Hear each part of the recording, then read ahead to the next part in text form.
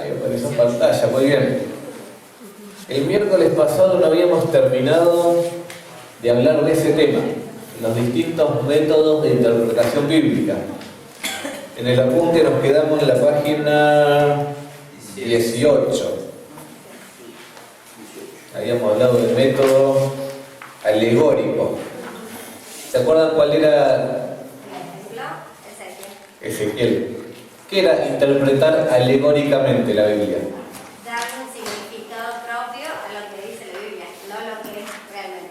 Claro, darle un significado propio, por ahí disfrazado de espiritual incluso, y no es lo que realmente decía.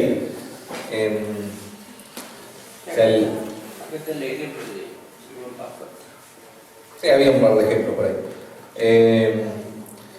Los que defienden este método dicen, ellos niegan que los pasajes de la Biblia tengan un solo significado.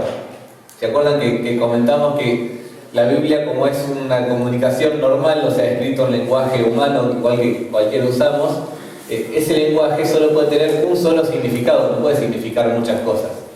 Bueno, quien sostiene este método de interpretación dice que lo hacen porque la Biblia, dicen ellos, no tiene un solo significado. Tienen al menos dos significados.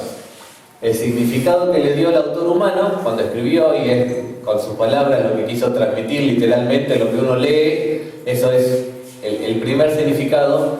Ellos sostienen que tiene un significado más profundo y espiritual, que incluso la persona que lo escribió no sabía muchas veces que tenía, pero que es el significado que le dio el Espíritu Santo a la Biblia. Ahora, eso contradice un poco las leyes de la comunicación, porque el autor humano no podía estar comunicando algo que no sabía.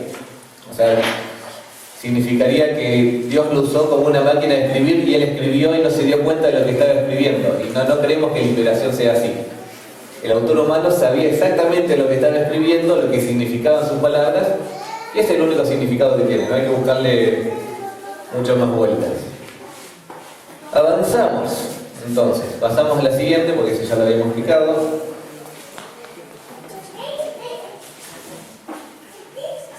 No pasa.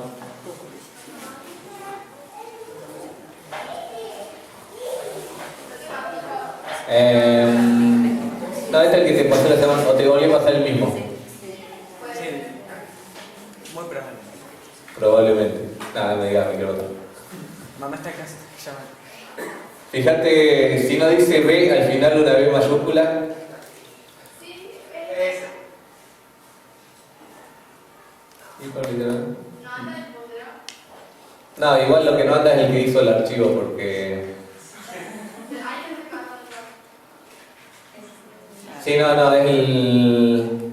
Capaz que me olvidé de guardarlo, porque lo hice sobre el archivo anterior. ¿Pero no hay nada? Nada, no va a estar lo siguiente. Oh, se lo perdí. Bueno. Esto, Sí. porque no habías terminado. Y ahí termina. Bueno, no importa.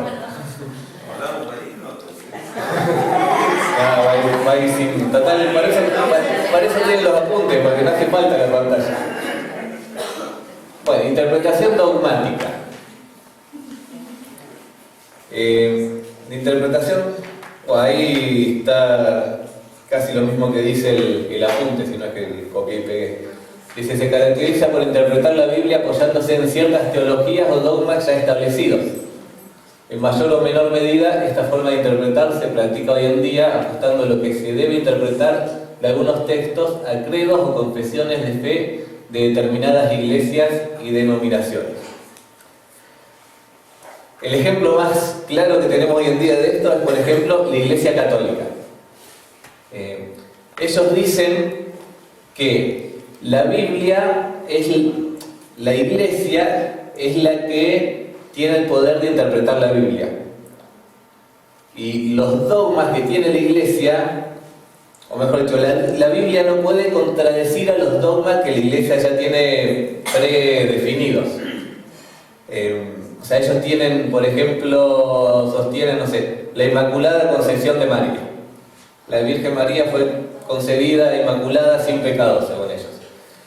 Ningún pasaje de la Biblia puede contradecir eso, aunque lo digan. Por ejemplo, Romanos 3:23 dice que todos son pecadores. Ellos interpretan, bueno, todos salvo la Virgen María, porque el dogma dice que la Virgen fue concebida sin pecado. Y reinterpretan la Biblia a la luz de los dogmas. No son los únicos, o sea, Testigos de Jehová tienen un cuadernito que se llama Perspicacia para comprender o para conocer las Escrituras. En ese cuadernito te dicen todo lo que vos tenés que interpretar de los textos bíblicos. Y no podés... No. Sí, también. Bueno, y no podés interpretar distinto a lo que ellos te dicen que la Biblia tiene que decir. Por más que vos lo veas y dices otra cosa, no, pero hay que entenderlo así. Muchas, o sea, denominaciones, o sea, no solo Testigos de Jehová y católicos, mormones, o incluso algunas evangélicas o casi evangélicas, no sé, adventistas. Vos no podés ser un adventista sin sostener que hay que guardar el sábado, aunque la Biblia ya no lo enseña para hoy en día, pero bueno, si querés llamarte adventista tenés que aceptar eso y interpretar la Biblia así, y si no, no sos adventista, no podés pertenecer a su denominación. Eso es lo que se llama interpretación dogmática. O sea, hay una iglesia, una denominación, una secta, lo que sea, que te dice cómo interpretar. Eso no puede ser. O sea, es totalmente lo opuesto a lo que tiene que ser. O sea, es la Biblia la que te determina lo que la religión, la denominación o lo que sea tiene que creer y no viceversa. Pero bueno, muchas denominaciones se manejan así. Muchas iglesias, hoy por hoy, sin ir muy lejos de hermanos, también. O sea, te dicen, bueno, en esta iglesia creemos esto. Luego decís, no, pero para mí es otra cosa, no, pero creemos esto, punto. Lo que el pastor dice es lo que se cree. Bueno, no, el pastor o el anciano, nadie te puede decir lo que la Biblia significa. Salvo que obviamente esté apoyado con la Escritura, pero si viene y te dice, la Biblia significa esto sin fundamento, no tiene ninguna autoridad para decirlo. Nadie. Solo la Biblia es la autoridad. No creo que se está quedando sin pila esto. Porque no... ¿Qué pila tiene? Triple A. Antes de polaridad al último. Ah, no, pero igual ya si el archivo viejo no tiene más nada. Te lo regalo la cartita. Yo que me gasté buscando fotos de internet, hasta abrí una película en Netflix, le hice una captura de pantalla por un ejemplo, que otra casa. Avancemos. Ahí tienen sus apuntes. Método literal, gramático, histórico, cultural. Es re largo el título, pero es lo que describe el método, y esta vez este es el correcto. O sea, hablamos de todo lo que no tenemos que hacer y tenemos que cuidarnos. En nuestra declaración de fe de la Iglesia, uno de los puntos dice, creemos en el método, no lo dice así, lo dice gramático, histórico, cultural, creo que dice. Es lo mismo, distintos libros te lo van a dar distintos nombres o te lo invierten, histórico, literal, gramático. Lo importante es que incluya esto: literal, gramática, historia y cultura. Vamos a tener que, yo tenía todo preparado para el PowerPoint, lo vamos a sujetar al apunte. ¿Lo tienen? El título, página 19, dice: la Biblia tiene dos naturalezas, es un libro divino, por tanto requiere que el intérprete emplee recursos espirituales para entenderlo. Oración, dependencia del Espíritu, etcétera, etcétera. Ya sabemos. Pero también es un libro humano. Por mucho que los autores bíblicos fueran guiados por el Espíritu Santo, sus libros no dejan de ser humanos en el sentido de que fueron escritos con palabras humanas. Por tanto, es necesario emplear un método de interpretación que tenga en cuenta todos los elementos de la comunicación humana que los autores emplearon cuando escribieron sus respectivos libros. El método literal, gramático, histórico, cultural cumple con este requisito. Al reconocer que la Biblia está anclada en la historia, al hacer énfasis en la gramática de los idiomas originales empleados por sus autores y al tener en cuenta el trasfondo cultural del texto. Y vamos a desglosar un poquito, punto por punto, estas partes de este método. Dice que primero es un método literal. Ya explicamos eso en la clase anterior. Literal no quiere decir que toma todo el texto bíblico palabra por palabra, sino que respeta los recursos del lenguaje cuando aparecen. Aparece una metáfora, la interpreta como metáfora, aparece parábola, interpreta parábola, aparece poesía, interpreta poesía, y así con toda la Biblia. Lo que se refiere al método literal es que interpretamos literalmente lo que quiso decir el autor. Haya empleado el método que haya empleado, se haya expresado como se haya expresado, lo que él quiso decir lo interpretamos literal. No le buscamos otro significado. Ya estaba explicado. Gramática. Bueno, repite ahí. Los autores se sujetaron a leyes gramaticales para escribir. Por lo tanto, para interpretar lo que escribieron, también tenemos que... Gracias, pero igual no tengo el archivo.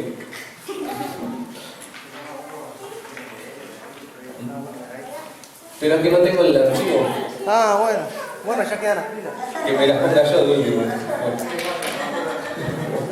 Gracias, igual, Gustavo. Muy buen gesto. ¿En qué estábamos? Bueno, gramática. Odiamos la gramática. Yo lo sé. Ustedes, yo, todos. Bueno, no todos, algunos aman la gramática, la mayoría la odian. Pero es necesario. Como dijimos, los que escribieron se sujetaron a leyes gramaticales, usaron verbos, usaron sustantivos, usaron construcciones, usaron conjunciones, usaron un montón de cosas y las usaron a propósito. Las sabían escribir. Nosotros tenemos que saber leer. Les doy un ejemplo, acompáñenme. Filipenses 2, del 12 al 16. Y pongo este ejemplo porque lo leí como 40 años mal, hasta que me puse a prestarle atención un poquito a la gramática. Encima era re básico, no sé por qué no me di cuenta, pero bueno, algunos somos sabrán decirlo. El Filipenses 2:16 es reconocido, ¿no? Asidos de la palabra de vida. Yo tengo Reina Valera. Para que en el día de Cristo yo pueda gloriarme de que no he corrido en vano ni en vano he trabajado. Versículo lema de palabra de vida. El que conoce palabra de vida, por ahí vio el escudito de palabra de vida y el Filipenses 2:16 abajo. Ahora, ¿cómo interpretan ustedes ese versículo? Así nada más, después miramos el contexto. Asido quiere decir prendido. Agarrado. ¿Para qué? Como en el versículo. De la palabra de vida, para que en el día de Cristo yo pueda gloriarme de que no he corrido en vano ni en vano he trabajado. Claro, Sí, sí. Que permanezcan fieles.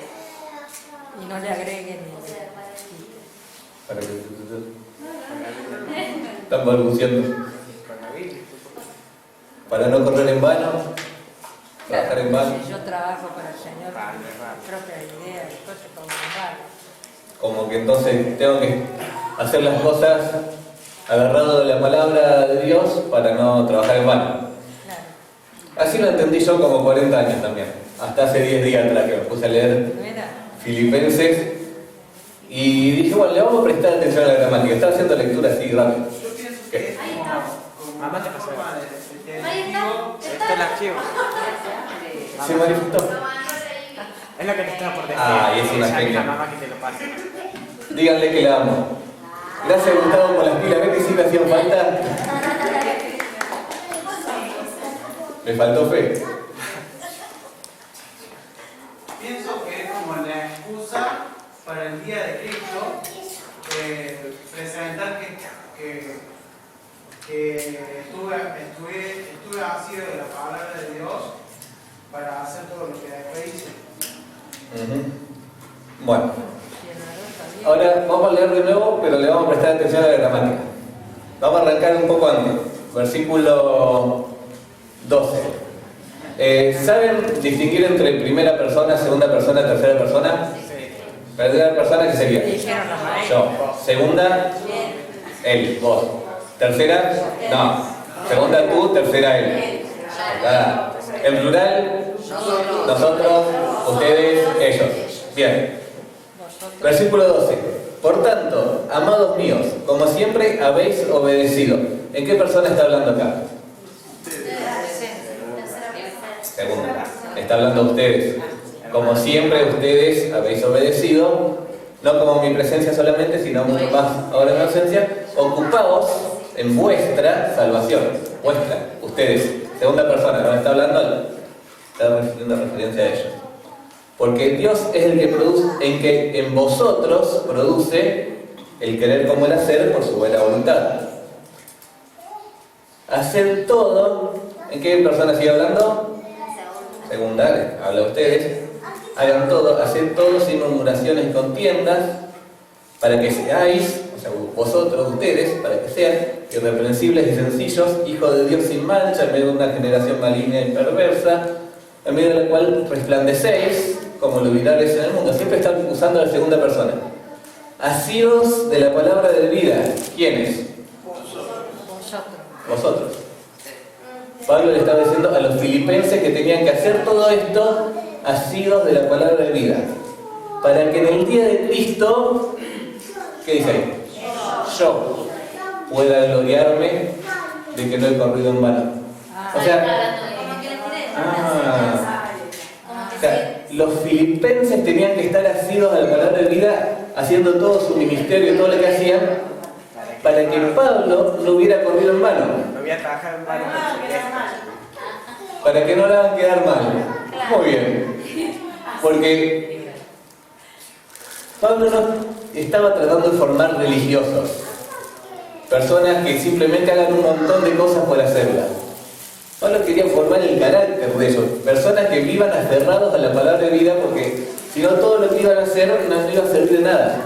Ni para ellos ni para Pablo mismo. Y Pablo iba a hacer en vano todo el ministerio que hizo si no lograba que los filipenses estén agarrados de la palabra de vida.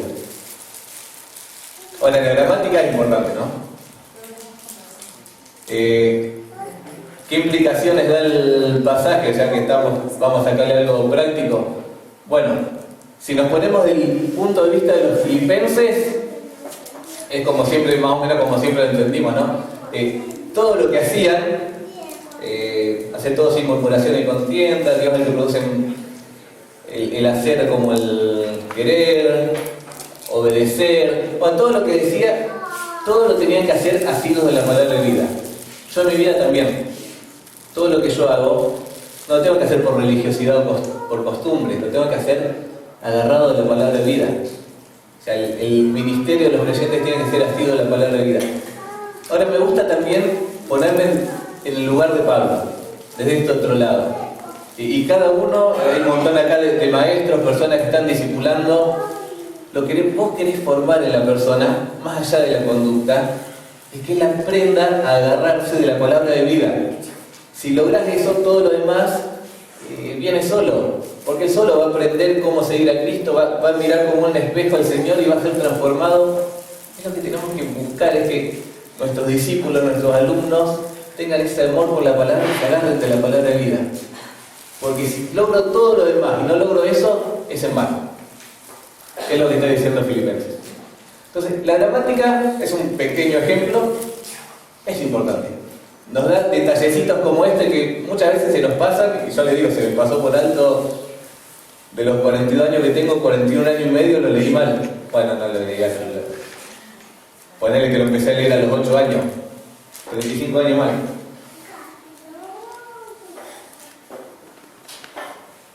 ¿Estaban cargadas, Gustavo, las pilas? No tiene garantía. Bueno, método. Literal, gramático, histórico, dice. Oh, ¿y qué tiene que ver la historia? Mucho. Es un método histórico porque estudia las circunstancias históricas que sucedieron alrededor del texto bíblico. Las situaciones o problemas que atravesaban los destinatarios o el escritor, qué eventos o circunstancias estaban tratando de resolver el autor, con qué propósito escribió, etcétera, etcétera, etcétera. Dale. Aquí conectados a que funcione. Ah, y si probás, para ahí funciona mejor. Sí.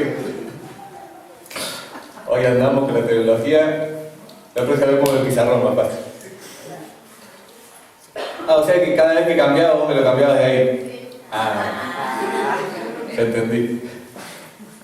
Bueno, la historia influye mucho y nos ayuda a entender el texto. Por ejemplo, estábamos recién leyendo Filipenses. Uno puede pasar muchas cosas por alto si no entiende el ministerio que Pablo ya había hecho en esa iglesia, si no entiende que la carta es básicamente una gratitud de Pablo hacia una ofrenda que los filipenses le habían enviado a él, que estaba en la cárcel, estaba pasando necesidad, y entender todo el trasfondo histórico que hay detrás del escrito nos ayuda a entenderlo mejor. Entender para qué se escribió. Por ejemplo, estoy leyendo Corintios también. Pablo escribió Corintios y vos vas leyendo y dices, bueno, acerca de lo que me preguntaste, bueno, le sería al varón no tocar mujer, pero acá te da toda una explicación en cuanto al matrimonio, y él va diciendo, porque me preguntaste eso. Entonces uno va intuyendo que escribe de esa forma porque los corintios le mandaron una carta antes a Pablo a preguntar distintos temas.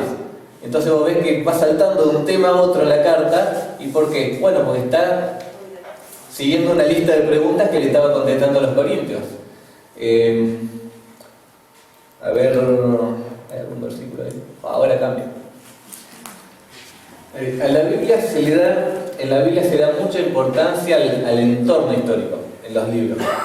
Por ejemplo, si se fijan ahí, bueno, busquen, no son muy profundos, pero a modo de ejemplo, Isaías 1:1. ¿Qué dice?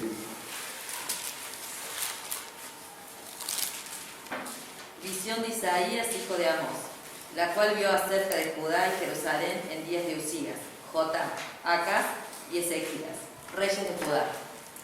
Isaías empieza nombrándote una ventana específica de tiempo en la cual él escribe. O sea, no lo hace como un comentario, bueno, vamos a decir cuándo fue. O sea, lo hace porque para entender Isaías, vos tenés que entender que fue escrito en ese tiempo. Entonces, si querés ponerte a leer Isaías, antes tenés que ver, bueno, estos 4 reyes los busco en Primera Reyes, en Crónicas, en Segunda Reyes, Segunda Crónica, a ver dónde están, y leo qué pasó en el reino en ese tiempo. Entonces después cuando lees ahí, mira, por esto dice esto, por esto dice lo otro. La mayoría de los profetas te hacen esa introducción.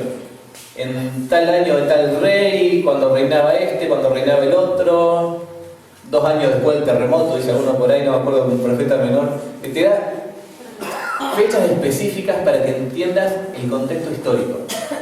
Los salmos hacen lo mismo. Hay Salmo 3, ni lo busquen, dice Salmo de David que escribió cuando huía de su hijo Absalón, y después te da todo el salmo. ¿Para qué te hace la aclaración? Para no lo puse así, ¿por curiosidad normal? No, por...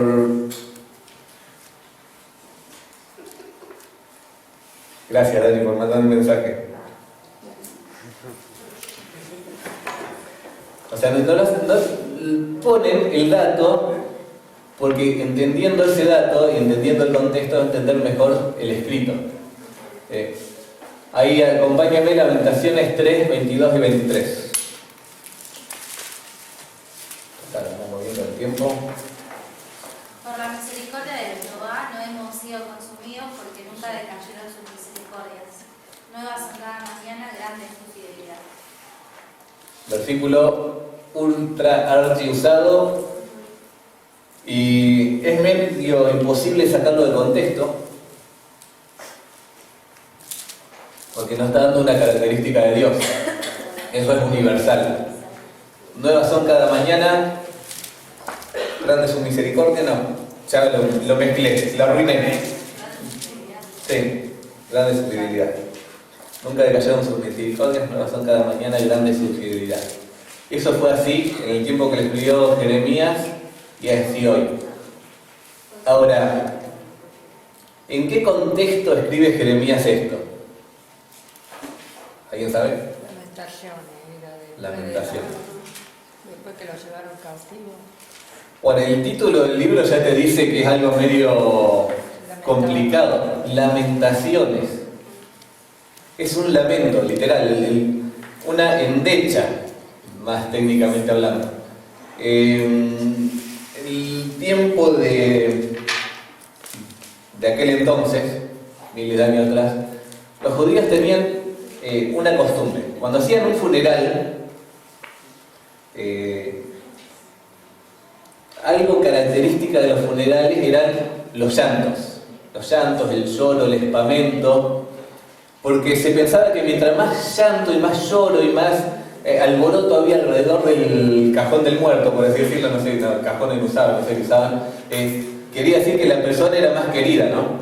Incluso se llegaban a contratar llorones a sueldo, digamos, gente que venían al velorio a llorar. Vos querías que haya mucha gente llorando y por ahí venían poco, bueno, iban a contratar a 20 tipos que vengan a llorar al velorio, a ese punto.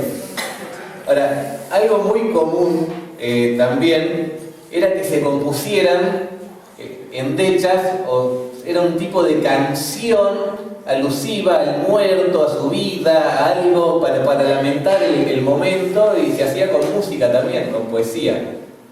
Ahora, Lamentaciones es una endecha. Es un canto funerario, por así decirlo, hecho sobre la ciudad de Jerusalén. Por eso se llama Lamentaciones.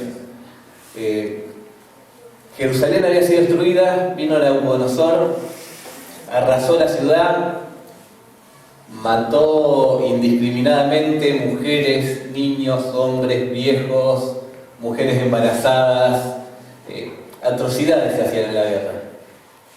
La mayoría murió, unos pocos no murieron, y Jeremías estaba viendo todo esto. Jeremías vio que los pocos que sobrevivieron los tomaron cautivos, los agarraban. Lo más probable que la cultura, la costumbre de aquel entonces era que le ponían una soga larga, a esa soga larga soguitas más cortas atadas, pero no los llevaban atados de las manos. Le ponían un anzuelo en la punta de la soga, lo enganchaban del cachete y escapate si podés. Y los ponían en fila india, uno tras otro, enganchaditos con anzuelo en la soga, y se los llevaban. Jeremías estaba viendo todo esto. En medio de todo eso están estos versículos. Nunca le cayeron su misericordia. Inentendible.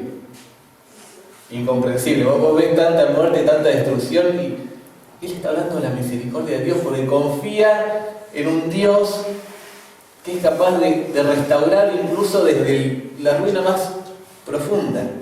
Dice, por la misericordia de Jehová no hemos sido consumidos. Él no veía un desastre, él veía misericordia en que no habían muerto todos, en que había escapado un remanente, que había un grupo de judíos vivos que iban a continuar con el linaje y con la nación. Él veía misericordia en medio de toda la destrucción. Qué imagen que tenía de Jeremías de Dios, ¿no? Ahora, tiene más peso muchas veces el escrito cuando uno sabe en qué circunstancias históricas se escribió. O sea, hay pasajes que te dejan la piel de gallina. Contexto histórico. Interpretación literal, gramático, histórica, cultural. Me parece básico. Estudia las características culturales y tiene en cuenta cómo influyen en el significado de los textos. La cultura le da mucho sentido a las palabras que usamos. A ver, un ejemplo. Un chucho. Vamos a decir así. ¿Qué es un chucho? Un escalofrío. Me dio un chucho. Me dio un... ¿Nunca te dio un chucho al frío? Sí. Bien. Cuando tuve Ahora, vos vas a México, decís, me dio un chucho, y están pensando que alguien te regaló un perro, porque allá un chucho es un perro, no es un escalofrío. Porque es otra cultura. Sorbete en Brasil. Sorbete en Brasil. ¿Qué es eso? Helado en Brasil. Mira. Bueno, sí, hay palabras que son incluso peligrosas, ¿no? Cambiar de una cultura a otra y por ahí meter la pata hasta acá porque el otro lado era una mala palabra y acá no tenía nada de malo. La cultura cambia, o sea, le cambia muchas veces el significado de las palabras, el sentido, el peso que tienen las palabras. Ahora hablas de un corralito en, no sé, en Guatemala y van a empezar que es un lugar donde se ponen las vacas, lo que es un corralito, ¿no? O el lugar para el bebé que le ponen el corralito. Vamos a hablar de corralito acá, más en el contexto económico complicado que tenemos, y tiene un peso muy distinto hablar de corralito, ¿no? La cultura influye.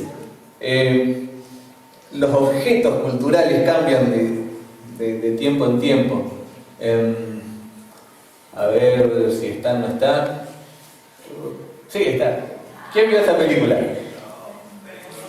¿Cómo se llama? Corazón Valiente. Ah, la vieron toda, ¿eh?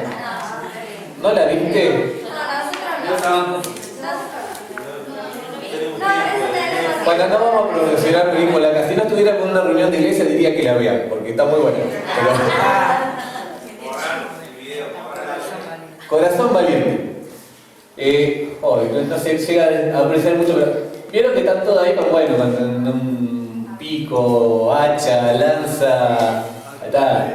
Y tienen unos escuditos redondos, escuditos. Bueno, no hacía falta tanto.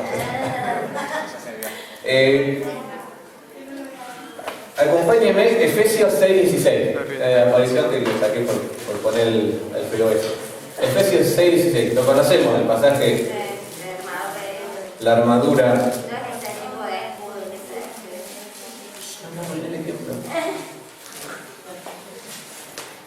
Efesios 6:16. La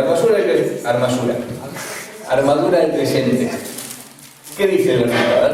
Sobre todo, tomad el escudo de la fe, con que podáis apagar todos los dardos de fuego del mal. El escudo para atajar la flecha del enemigo. Resumiendo. Ahí está, gracias, me lo retrocedí. Bueno, ahora ponemos de nuevo la foto que la película estaba buena. Ahora, si se acuerdan más o menos en esa escena de la película, venían todo ¿cómo se llamaba? ¿William Wallace? Sí. Venía con todo su ejército, así marchando, ¿no? Con los escuditos, la espada, todo. Venían los rivales del otro lado, de repente los arqueros del otro lado sacan el arco, lluvia de flechas, vuelan así, vienen, levantan el escudito, se agachan abajo, dos flechas en el escudo, una en el hombro, otra en la pata, otro le pegaba así en el cuello, quedaban. La mitad se salvaba, la mitad terminaba aflechado porque, claro, se atajaban como podían con el escudito. Ahora, el escudo que habla Efesios es distinto. Otra película.